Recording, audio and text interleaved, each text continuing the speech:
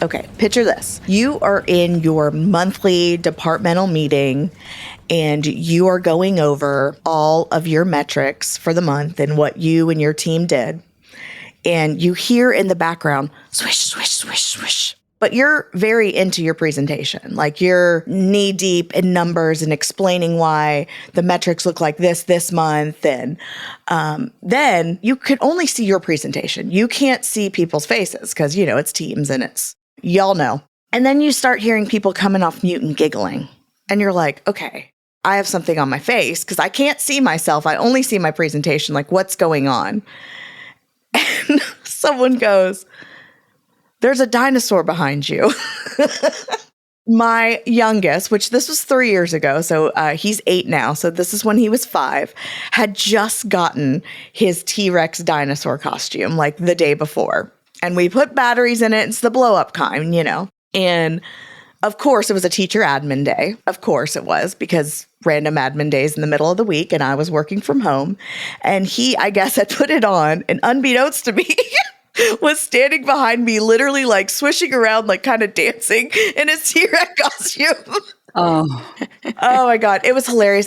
We don't usually record that meeting because there was like proprietary information, but we all were joking how we wish we would have recorded it because how it happened was so funny. So I finish actually. I go ahead, I finish my presentation. We move on to the next head of their department. They go over theirs. And I'm still on camera though. And then Johnny proceeds to then get in my dinosaur costume, which that year I actually won best Halloween costume at work. But it was me riding a dino. Oh, yeah. I love those. Right, the person. Yeah, it's so funny. Yeah, that's cute. So then he gets in that. And it's too big for him because it's an adult. And he's stomping around behind me. Just flopping around. And my boss goes and puts me on, what is that? The pinned screen, I think. So that you just see him. Aww. It was actually a really good laugh. And it was, truthfully, that meeting, though it does sound painful, was actually a fun meeting every month. It was the HR team. So it was all of us and we really connected and it was a good meeting, but that just made it a little bit sweeter to have a T-Rex with tiny baby arms in the background. Oh, see, I thought you were going to say it's the company all hands and, the numbers you're presenting are abysmal and mediocre at best. And then it's there comes a dinosaur. Our brand new president did join our meeting that day. Thankfully, he thought it was hilarious. He was giggling and laughing. And people should. Because, when you work from home, I think that's one of the best parts of being remote is seeing people's cats or dogs or children's pop in. I love that. I don't know. I always enjoyed that piece when I was working and I could see my coworkers' little peek into their life. I love that, especially those colleagues that kind of buttoned up and things like that. And then you see, you see some kid artwork on the back or things like that. Yes. Humanizes them. Yeah. And even if you don't love it, you got to make space for it. Everyone's human, Yes. Because there are those people, that are ew. Yes. Someone has a life. You should be more professional. You have children? Ew. Oh, why are you calling from your bed? Because you haven't paid me enough to have an office. But I'm happily to, tit for tat that exchange. So there we go. Are we ready to kick this meeting off? Swish right into it. We got a strong agenda today. First up, Cringe Corporate Speak. I am on the docket for that. I'm all about that word. I just think that's fun to say. Dun, dun, dun. That's the law and order sound. I should have made you guess. Dun, dun. Dun, dun, dun. Oh, yeah, dun, dun. Dun, dun. Yeah, I was no, there's only 2. Yeah, you're da, da, da, da, da. Wait, what? Da, da, da, da, da. Okay. Well, it's so, rarely does law get its own jingle time on screen. I'm trying to make the most of it, but so I've just added to it. Right. Jamie, how sweet. You were not going to correct me either till I called myself out. I could see it. So. I was no, it's 2. Okay. Apologies. Oh, right. No, that's all good. Da, da, da, da, da, da. And then the hot topic of today is really courtesy of you all, besties. We got questies for the besties. So we have a bunch of questions you all have sent us, or at least a few. I don't know about a whole bunch. We'll answer them. I don't even know what they are, so I'm going to be surprised. So that'll be fun. And then, as always, we save questions and comments for the end. Strong agenda. Then hard stop because Jamie, of course, she's got places to be and people to see. She's got to go to Spirit Halloween before it closes. Yeah, but not a job. I know. No. You got to get some more dino outfits. Yeah. So, cringe corporate speak. I can't believe we haven't done this one yet. Fireside chat. We're going camping at work, and we're sharing ghost stories. We are chatting by the fire. Or fireside chatting, all intimate and chummy. I remember the first time I ever heard this, and it wasn't that long ago. I mean, it was probably like 5 or so years ago. I was like, wait, what? Like, I truly did not understand what it meant. Like, I thought it was truly like a fireside chat. I was like, at the meeting? Like, legitimately felt so fucking stupid. Like you thought they were bringing a campfire in? Yeah, like I was like, oh, okay, the vibes. We're gonna have like leather chairs and cigars or something. Girl, same. I'm so glad you said that. But I had tears in my eyes as Leigh said this because exactly the same. And the first time I heard this was at Yum Brands, which is the parent company of KFC. And in there, sadly, KFC has now left the state of Kentucky to move to Dallas. So it's Dallas fried chicken or whatnot. But there are two buildings right next to each other. There's like the KFC building, which is kind of more like a traditional looking office building. And then there's like an underground tunnel where you could go to Yum Brands, which is like a big old, like it looks like Gone with the Wind. Anyway, so we had a fireside chat. Me asked, of course I couldn't ask, who was I going to ask? My boss, chief legal officer. And I was like, how are they going to fit everyone? And she's like, where? And I was like, the fireside chat. And you could tell, of course, she was like, where do you mean? And I was like, is it at the Colonel Sanders? Like, because there's a museum to Colonel Sanders there at Yum Brands, like across the way. And I thought there was like a little like a fireplace there. I'm pretty sure there is or was, whatever. She was like, my friend, it is a Zoom meeting or whatever. She's like, it's a virtual meeting. And the way she looked, I mean, she was like, oof. She's like, that's one of those questions. She's like, that's a CLM. And I'm like, what is CLM? CLM. Career limiting move. Oh my gosh. So luckily we had like a legit good laugh about it, but a few things over the years that I did that she would be like, Ashley again with the CLM. So, oh, damn. Yeah, like it was a joke, but same. Me and you both did not know what that is. Hopefully we've taught somebody that is listening to the pod. Yeah, because Leigh, have you experienced one of these? And was there a fire? No, there's never been a fire. I never thought there would be a fire, just for the record. Okay, Leigh's smarter than us. I just took it to mean an intimate chat, like a real chat, like a family would have around the fireside at Christmas. The toxic family. Announce the layoffs like a true family does around. Exactly. Oh, gosh. I do love a good fireside chat, though. Of course, I have a fire pit. You don't have to ask me twice. It's 85 degrees. I'll go light it up. But it's deceiving. I don't like it because it would be fun if we did it, but it's not what it says it is. So. Oh, you're wanting s'mores and shit. Of course. I just bought some marshmallows. And bunnies. What do you mean bunnies? We roasting bunnies. Remember when we were in Colorado? Oh, yes. And we sat by the fire and there was bunnies everywhere. Yeah, they were cute. Yeah. We didn't fry the bunnies. They were just hopping around us by the fire.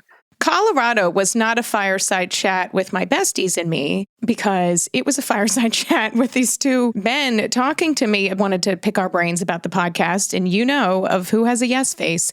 Here I am. I mean, Leigh was literally right there next to me. And she was... I literally turned around. I know. I just totally moved. I just turned around and walked off. Leigh and I had a photo shoot. We just ignored them. Oh, what's your podcast?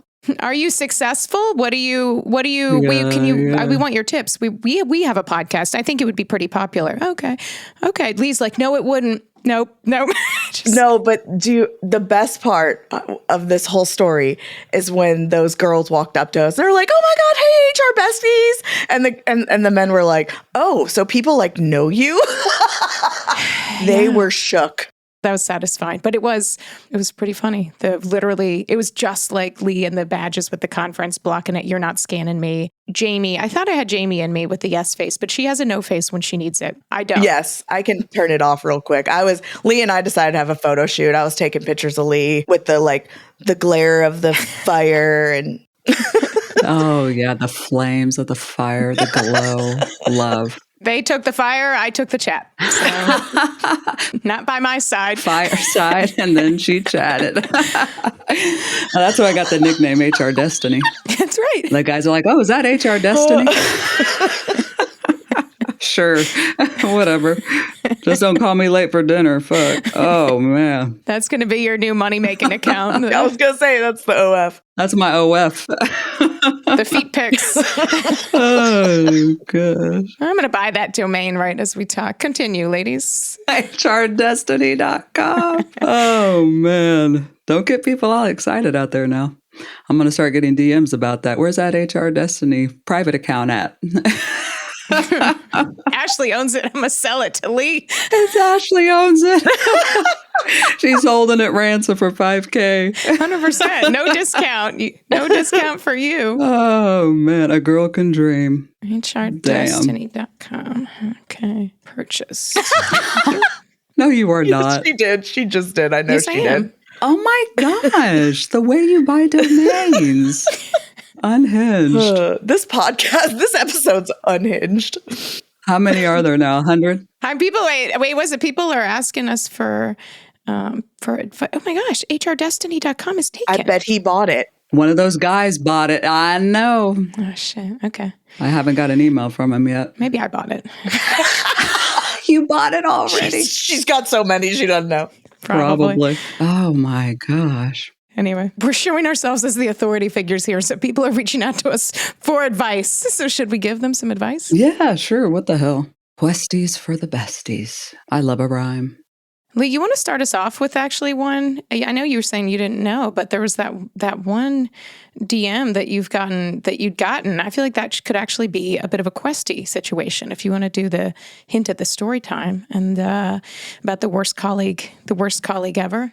Yeah, I won't read it because it is a bit long, but someone had reached out to me basically with a question about who they should take advice from or not, because they were out with their family and a friend of theirs approached them and said, hey, a acquaintance of ours wanted me to tell you, friend, the person who DM'd me, the follower, that she's been seeing you on LinkedIn, liking posts and commenting on, all these leadership experts pages, like the Brene Browns of the world and Patrick Lencioni and just this laundry list of people and also Leigh and the Besties. And she wanted me to tell you that you shouldn't be doing that because it's career limiting, because you are showing future employers. Not kidding when I say this. You are showing future employers that you care about equity in the workplace. Yes, correct. And that could be a CLM. Oh my God. And she was floored. And she was like, wait, what? Like, why is that coming secondhand? That's weird. But why wouldn't I want to just be me? I mean, I'm liking something of someone's, and I agree with what they say. It's my values. Why is that bad? Right? Putting that out there, putting myself out there bad, and then, she went on, to ask about feedback. And I gave her advice that, well, I don't take feedback from people I don't want to be. And that's incredible advice, Leigh. Like, that's incredible. Like, that right there. Get it tattooed on your forehead. But I mean, it's true. Not all feedback is worth a damn. And not all of it comes from a good place. It's typically someone else's projection onto you, So that was really the question there is, how do you know when feedback is good feedback for you or not? And do you take all the feedback that you get? Should you? Thoughts on feedback, ladies? I think early in my career, I don't think I realized that. So I listened to things that I shouldn't have. And a lot of it was, I joke that I'm 100% me 100% of the time. And so really early in my career, I thought I had to mask my personality and who I was because I had to be professional. But I think you can be both. You can still be a little silly, goofy girl and be professional. You have to know, obviously, when to turn it on and off. I'm not going to, in a termination meeting, be like, "Ha, see you later, alligator." But I mean, I wish I would have known that early in my career. It took me a while to learn that because, you think all feedback is good feedback or it's constructive, and it's not. It's definitely not all constructive. I think especially early in your career, but sometimes your whole career, you do feel like feedback, you have to take the feedback by people senior to you. And it's always a bit of a decision tree because everything you do and what you choose to listen, like there can be consequences. And so your boss or your boss's boss or just someone generally senior in the organization says something, there's times for self-preservation. You're like, okay, well, I'll do that, or I'll do that. This person has communication this way, so I'll use that when I'm communicating with them. But it is this inclination as well for a lot of people, I think, that you feel like you need to be liked. I mean, we've all learned this, one of the quickest ways to have a thick skin or realize you cannot please everyone is to post anything on social media. But you tend to learn that even aside from that at work. And it's when you hear things like that, it's so personal and it can really hurt. And some of it's nonsensical. Like, absolutely, there probably are. Like, that advice is actually probably valid, that if you are engaging and following with people that are, whether it's you call them thought leaders or just other people putting content on there probably are people that would look at that as a negative. Those are probably people whose opinions you should not listen to or care about. And that says a lot about the environment that they create. Or work for. Yeah, I'm not working for that. And it's a privilege to be able to make that choice. Sometimes you have to be like, okay, well, I need this job right now. And so if that's happening, but I do think on the flip side, if you're giving advice to people, I mean, it is fascinating. And I mean, at work and in life, the advice people will give you that you're like, what made you possibly think that is like necessary, kind, any of those helpful in any glimpse? But when you tell people things like that of like, oh, we were having a conversation about you. I mean, whatever you're pretty much going to say afterwards is like out the window. The biggest thing is like, how did this conversation come about? What led to that? And so just think there's so much advice that just doesn't need to be given. This is particularly, I can never say that word right, particularly cruel because, this person that DM'd me, our listener, one of our listeners, shout out, I know she's hearing this, she is job seeking. And they said the reason why she has yet to find a job, I don't know how long she's been looking, is because of her activity on LinkedIn. And to that, bullshit. That is cruel to say. I mean, with friends like that, who needs enemies, right? So surround yourself with the right people. Because remember, you're a reflection of who you surround yourself with as well. I mean, who wants to be around those negative people like that? I mean, damn. They're having combos about you, gossiping about you, and then saying, you can't get a job because you like a post about treating people with respect at work. Wait, what? Like that makes no sense. That makes no sense. It is amazing. I mean, I know from my instinct, like sometimes the busier I am, the more I'm like, oh, looking for a distraction or like some news story about a celebrity. Yeah, I'm like, oh, what's this deep dive? Or I think about like, what was the name of my like third grade teacher's husband? Like, that's the times that I feel like you're like, really searching for that. And to know that about yourself is probably good and to stay on track. But also when people have things that they need to do, one of the easiest things is to try to give advice to knock someone down a few pegs.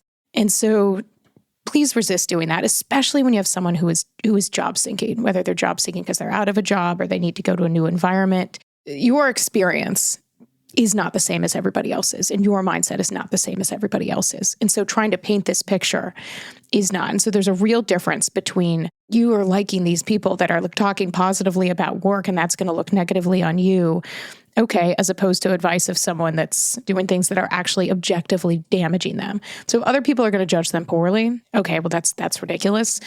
But again, that's probably a sign of places that people do not want to work. I even have experienced this, but it was with my own content. So I know at my last job I worked with, when I was employed, the executive team used to like to send my memes around and they would laugh at it, but none of them could like them because they were so worried that an employee would see that they liked one of my memes, whether that was on LinkedIn, Instagram, Facebook, etc., because they were worried. Like, it's just funny, silly stuff, but they were worried. And even after I left, and obviously we had that episode about my layoff story, and I said this on the pod, but they were watching my LinkedIn to see who that was currently employed was liking my freaking layoff story. Like, y'all get a fucking life, please.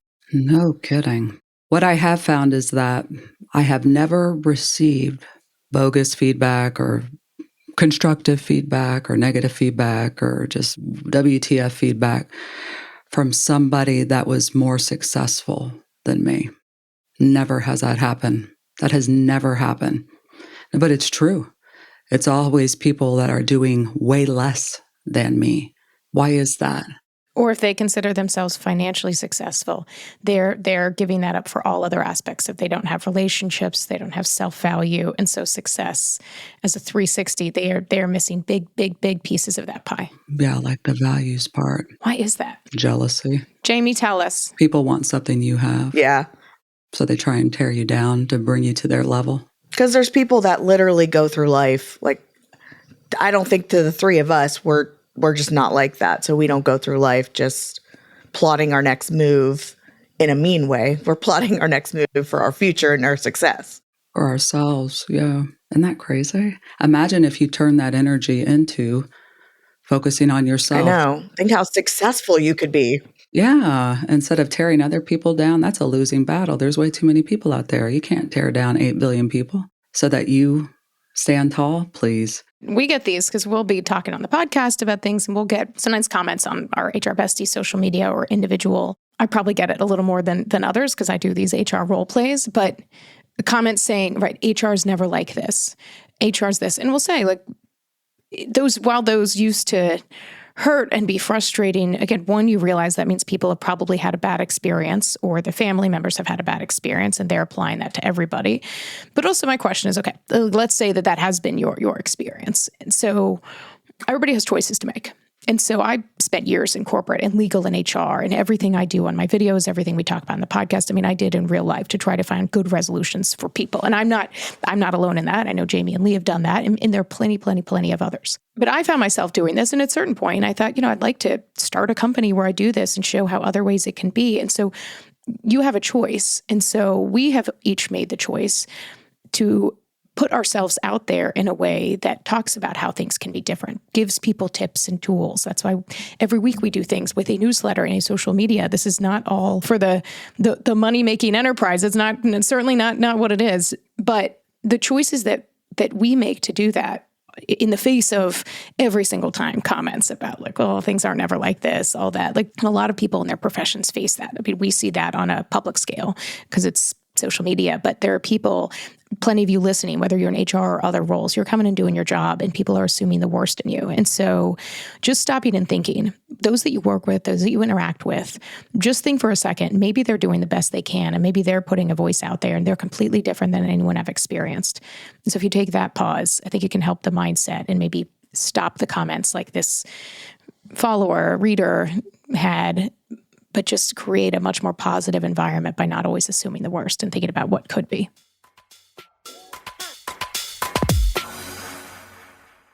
I've recently heard from more than one listener in HR. Ooh, we heard Gusto sponsor the podcast. We love Gusto. And I'll ask, what do you love about them? And often it's something like this. They make the really hard stuff so much easier. Because Gusto is an online payroll and benefit software built for small businesses. It's all in one, remote friendly, and incredibly easy to use. So you can pay, hire, onboard, and support your team from anywhere. You can save time with automated tools built right in, like offer letters, onboarding materials, direct deposit, and more. In migration, like switching to Gusto, is quick and simple. Just transfer your existing data to get up and running really fast, and you don't pay a cent until you run your first payroll. Try Gusto today at gusto.com/HRBesties and get 3 months free when you run your first payroll. That's 3 months free payroll at gusto.com/HRBesties. One more time, That's gusto.com/HRBesties. It's crazy how the number on the bathroom scale can like instantly ruin your day, right?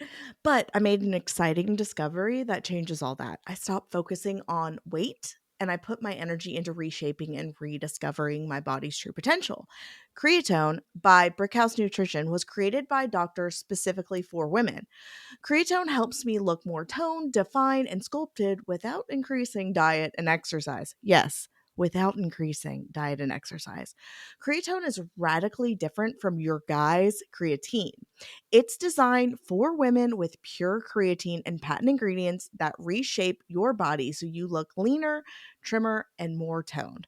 No more water retention, no weight gain, and no bulking up. And it boosts metabolism to help you burn fat. That's a plus. Break up with your bathroom scale and watch how fast Creatone can help you look leaner, toned, and sculpted. Look, I just started it about a week and a half ago, like 10 days, and y'all, I can already notice the difference, okay? So let's get you started with 20% off your first order. Visit tonetoday.com and use my code HRBesties for your discount. Again, my code HRBesties to save 20% off at tonetoday.com. That's tone, TONE, today, TODAY.com. Any other questies we have from Besties? So we got another quick one of someone that is in a situation where they say, I have had a work bestie. This is my work bestie. We've had great times together, but also notably, we've vented to each other time and time again. We've also root for each other's success.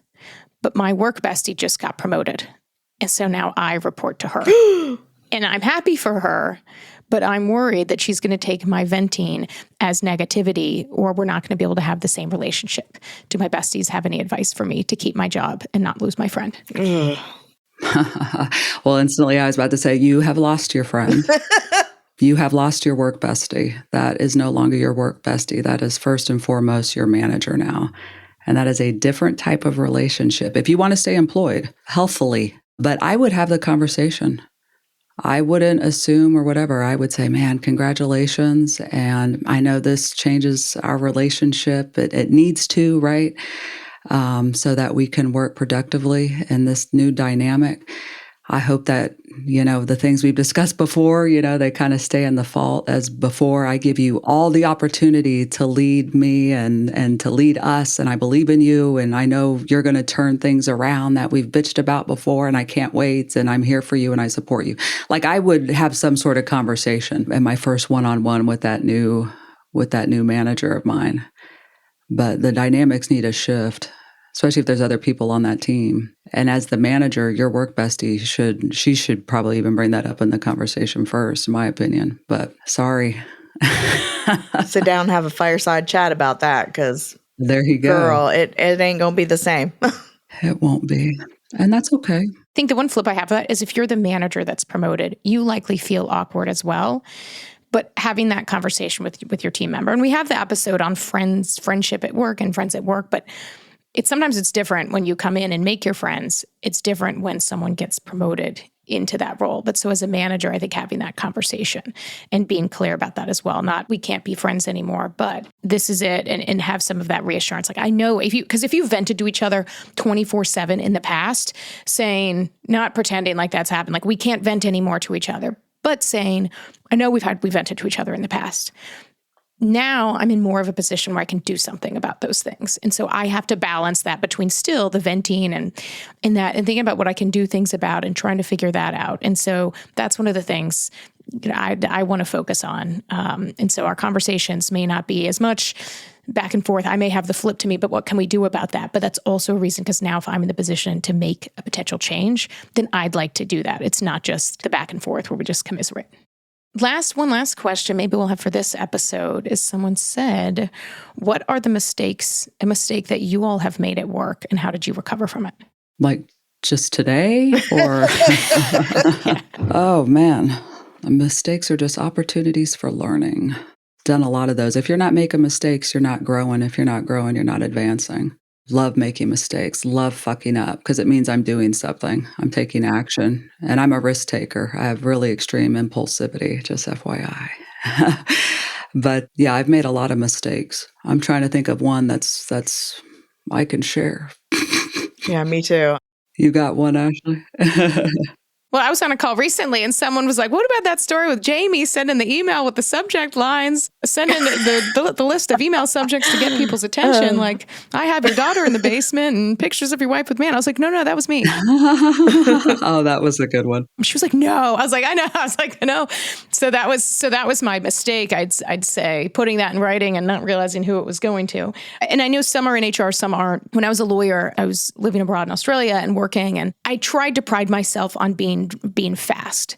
And that's important, and it can be important based on the environment, but don't sacrifice speed for quality. And so I had one time, was like literally reading through, it's like a contract for telephone services or something like that. One of those, it's like, you're beholden to us for a million years, you can never get out. Anyway, so our head of IT had asked like, hey, what are our options? Like, what does that look like financially? And so I had read it and like sent an email. It's like, this is the termination, this is what happens. And I got an email back like later that day or the next. And he was like, hey, he's like, I don't mean to overstep. I know you're the lawyer, but I read it differently. Like I saw this and I just wanted to double check. I mean, literally, I had completely missed a provision in this contract. And in part because I had things I was trying to get through. I'm trying to do things before I get the kids from school and it's US time and all of this. So I'm trying to be responsive. And I was mortified, like picked up the phone and called. And I was like, I'm so sorry. I was like, I normally very much pride myself on attention to detail because that's one of the things that's like, feels like a non-negotiable. And he's like, hey, it's okay. He's like, don't worry. He's like, I'm not going to tell anybody else about this, which is really important work bestie behavior because that's something people be like, this dumbass. Our little secret. But I mean, it just literally was a flat out mistake. I hadn't taken the time and hadn't read it properly. And I was so mortified. And of course that then changed ever since. I would like double check, go back, take time, take 5 minutes, go back and read things. But I remember the grace in that moment. I was so appreciative. I'm like, I'm glad you did. And he's like, well, I thought about it beforehand because he's like, she's the lawyer. So who am I? But I figured I'd double check. And he, to this day, is super friendly. And I just appreciated the way that he dealt with it. Mm-hmm. I love that. I did think of a mistake. I have probably many, but I thought of one that was like a learning moment for me. It was early in my career. I was in charge of the dependent audit, which this is when I worked in benefits, and we had to verify that your wife was your wife, your child was your child, et cetera, et cetera. And we were nearing the end of it. Wait, now can you stop and tell how you do that? Yeah. So this particular time, and I'm not sure, a lot of like actual companies do it now, like the Cigna and the Blue Crosses, they actually do it now. But this was way back in like 2007. But we had people mail in copies of like their marriage certificate, birth certificate, divorce decree, all the things. Anything that would say that child is yours or that's your stepchild or you're the guardian, legal guardian. This was when I was at Tractor Supply, and huge company, way bigger then than it was now. And I was in charge of this audit. And we were nearing the end of the last day that it had already passed, the last day of documents. We were still babysitting a few people like, hey, knock, knock, knock. And I learned a lot about common law marriages in states during that audit. Counselor. Yeah, it was very interesting. Anyway, we were reaching the end. And at that time, I was to mail out the letters of people that we were dropping coverage on because they didn't provide any kind of certification for. And I mailed them out because that's what was on the timeline. And my boss flipped her shit on me because I didn't tell her I was going to mail them. And she wanted to give people more leeway. And I just was so rigid on this timeline. I thought I didn't even think to ask her.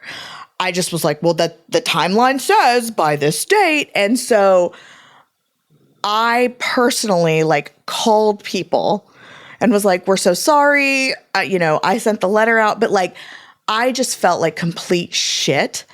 But I learned from that sometimes it's better to just ask, just double check, especially in something as big as having a whole family lose coverage. Because I would have known if they were on leave, but I'm thinking shit happens, right? Maybe this person's out on leave and they have not gave a shit about collecting their marriage license and their children's birth certificates to send copies. So we gave people leeway, but I just remember just feeling like the worst employee ever because I fucked up and I sent out these letters about people losing their coverage and we weren't prepared at that particular moment to turn off coverage.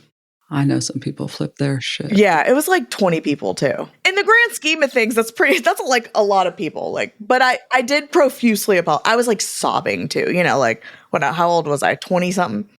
But also I mean, part of it is such an instructive lesson, not just for you, but for your boss when you're explaining something and doing that, because that's also so much of the time you give someone a timeline and they're like, the timeline has ended. Now it's time to send. And I think I was early in my career that I thought there was no gray area here. And that was really my bad. Leigh.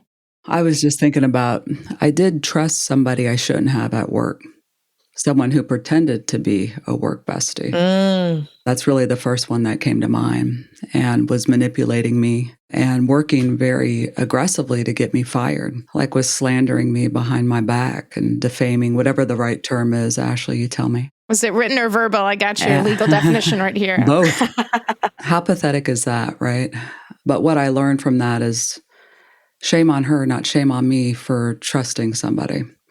Yeah, yes, I could be maybe more alert next time. At least now I know, hey, that's a possibility that someone could do that to me, because I hadn't experienced that before, at least not that I knew. But how gross on her part, not gross on me for being a good person who trusted and believed in somebody.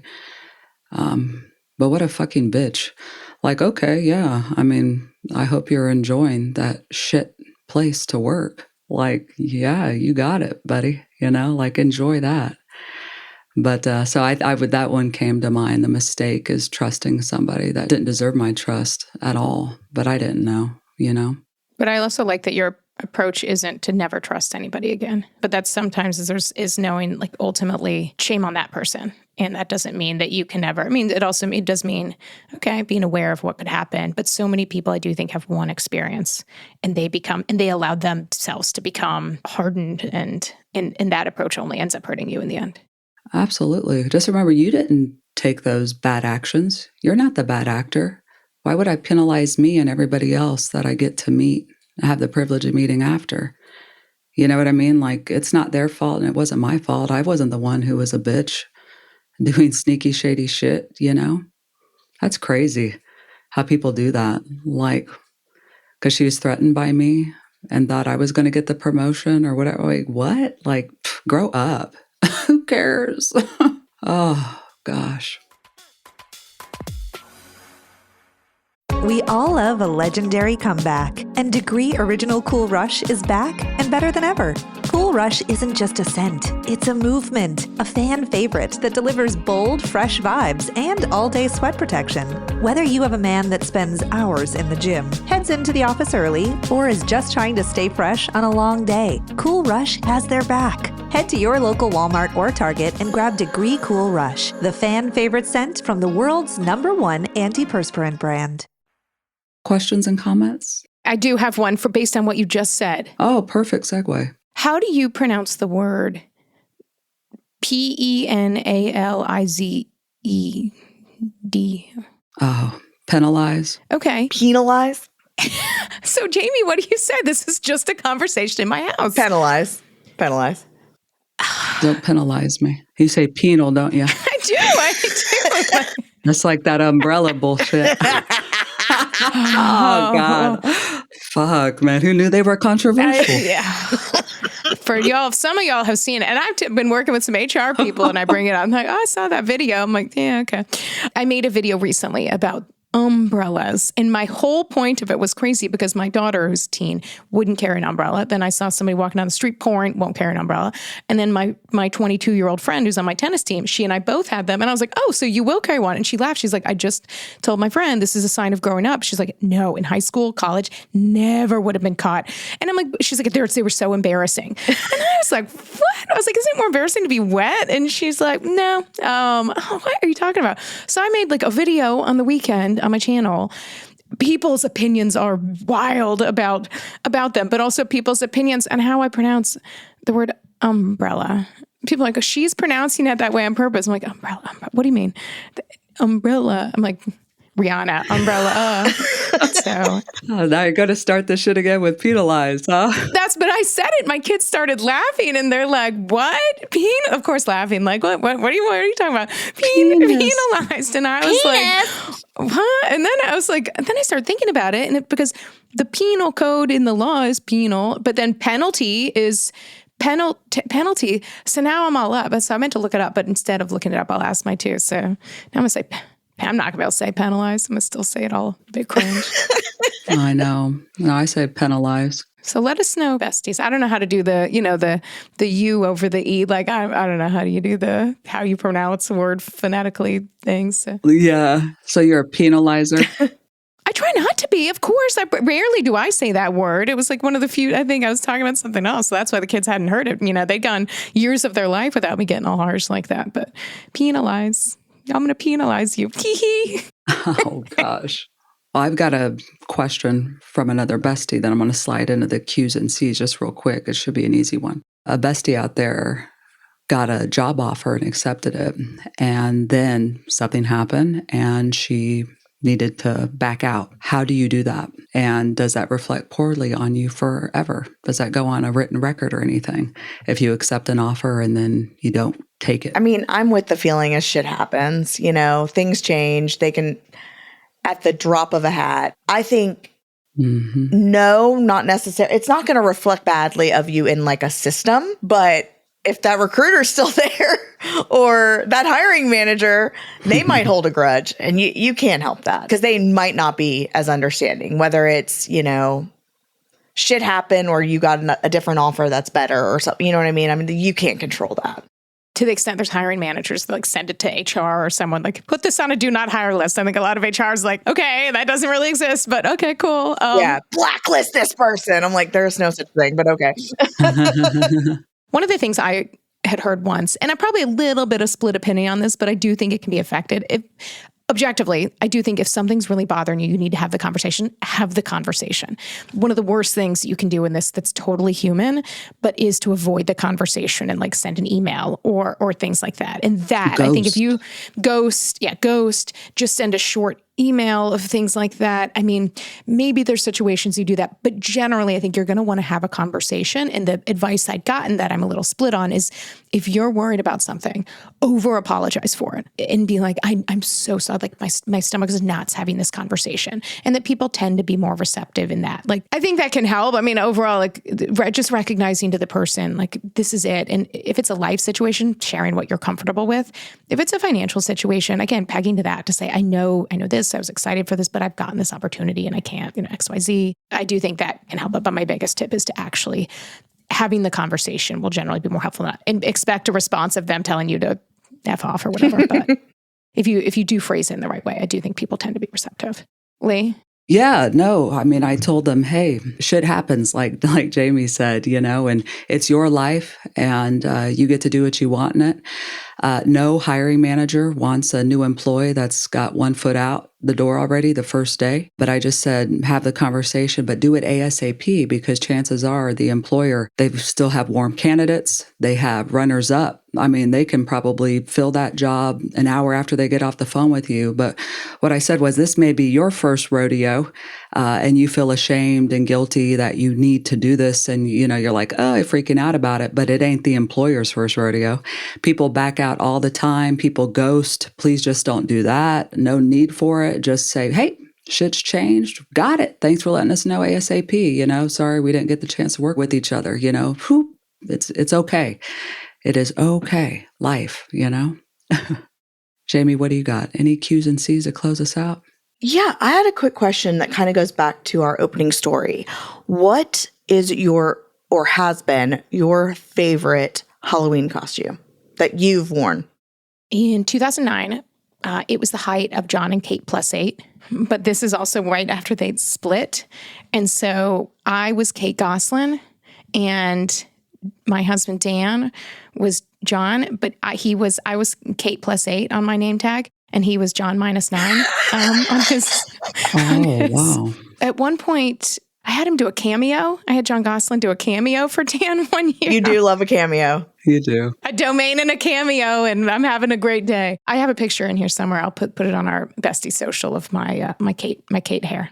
Oh my God, I love that. I had really badass outfits growing up. My mom would make them. Yes, my mom did too. And would sew and all, like they were, I had some cool shit growing up. But I think my favorite as an adult was the ones I can share. How about that? Meow.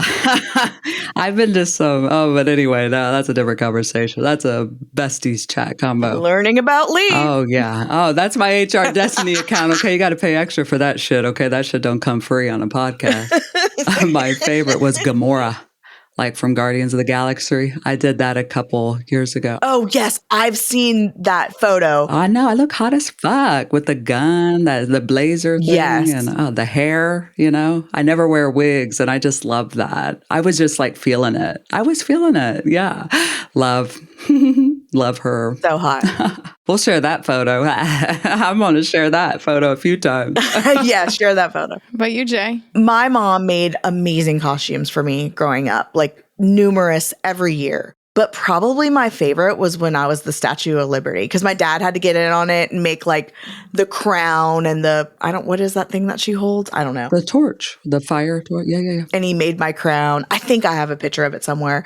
But that was like, I don't think I appreciated it as much when I was like 6 or 7, whenever it was. But thinking back on it, I'm like, wow, they really went all out on this costume. And then probably my favorite adult costume was last year when I was Missy Elliott from the I Can't Stand the Rain video. Oh, yeah. Yeah, that's a good one. Love it. Hopefully besties share theirs with us and keep sharing those questions and all those fun, crazy workplace experiences. We love to hear it. Blue skies.